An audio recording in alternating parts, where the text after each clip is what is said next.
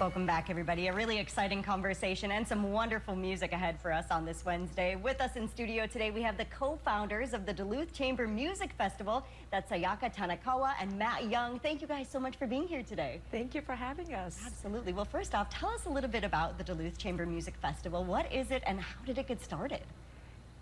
Yes, it was founded in 2021. Matt and I have been coming to Duluth for quite some time now, but that was right after the pandemic, and we were really starving for music and playing together and collaborating. So we had some musicians come to Duluth to play and rehearse, and then we put on a concert after that week, and that turned into Duluth Chamber Music Festival. Wonderful. Yeah. And this is your guys' week of concerts for the 2025 season. So tell us a little bit about what's on your schedule this week.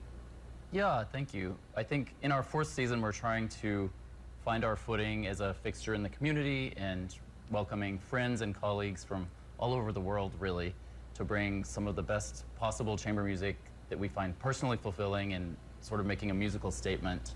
And like Sayaka was saying, during the pandemic, I think we all were really suffering from a lack of connection and outlets for our live music. So the opportunity to come to a place where we've been probably a couple dozen times, right? To make music informally for neighbors and friends. It's sort of, this is an outgrowing of that. It's an organic growth of all that. Amazing. And I love what you said too about, you know, really connecting with this region, Duluth. You guys are not from here originally, but you have such a connection to the community here. Tell us about why you wanted to launch this in Duluth specifically. Sure. So Duluth is a really special place. I've been coming here for over 20 years, camping, hiking on the North Shore. I've played in the deck a couple times with the Minnesota Orchestra, where I lived and worked for 8 years. One of my best friends, who I was housemates with in Minneapolis, now lives here. So I visit a couple times a year anyway, and we were making music just as a part of friendship and chosen family. And so it was a logical growth trajectory for us to keep making music and invite some of our favorite people and musicians to share that and help us grow this.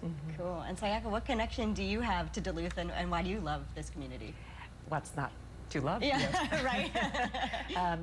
Beauty of nature, food, also community that we're building here, and just sharing what we love doing, which is to make music. And speaking of that music, that's going to be on display coming up tomorrow night when you guys have your main stage concert for the Duluth Chamber Music Festival. Tell us a little bit about what people can expect if they head to that concert tomorrow night. Yeah, it's going to be a great time. Huge variety, starting with Scarlatti sonatas for solo piano. Then we have 2 musicians in piano, the Sarasate powerhouse violin duet Navarra, and a Schubert quartet movement, a Jennifer Higdon piano trio, and then intermission, and this big, lush, romantic Brahms quintet with 2 violas. So one of my musical besties, Meredith, will be on stage with me, and I get to play second viola with such a superstar. So it's a treat. We've been really busy this week. Yesterday we were at Essentia Hospital in the chapel, and Ecumen, Lakeshore. And we played at Pizza Luce. That's right. And then we'll be visiting and collaborating with the Lake Superior Youth Chorus on Wednesday. Wonderful. Yeah. And so, you know, you mentioned that this group is made up of some very impressive musicians. How do you curate this group for each of your seasons? It's so fun. It really is fun.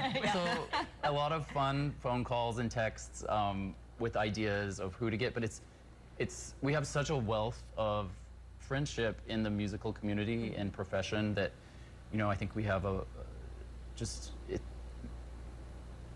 blank check. I don't love that expression, but it's a sort of deep roster, you know, that we can have our cake and eat it too musically. It's really wonderful because we choose the chemistry of the personalities who we think will work well together, as well as the concept of sound, coloristic sound making, you know, who would mesh well sound-wise. And so it's really such a joy when we all show up for the first time and start rehearsing to give the gift of music to Duluth and each other. And I will add that, you know, some of the musicians performing tomorrow, they're audience favorites from previous years. They've been here before, That's and we're right. excited to work with them again. Cool. And you both, have performed with some really big name groups. Matt with the San Francisco Symphony, Sayaka with performing at the Metropolitan Museum of Art, Carnegie Hall as well. What is it so special? You guys have been on those big stages. What do you love about performing in Duluth? It's such a rich community for the arts already. So by coming here, I think we are giving our own sort of communal effort into such a vibrant ecosphere of music and the arts already. I went to the DSSO the other night and really enjoyed connecting with my friends there. Yeah. And yeah, I don't know. What do you? Yeah, and also our main stage tomorrow is at Weber Hall, and it's a very special space. Yeah. And perfect for chamber music making, which is all about intimate music making and sharing, and so that's what draws us here.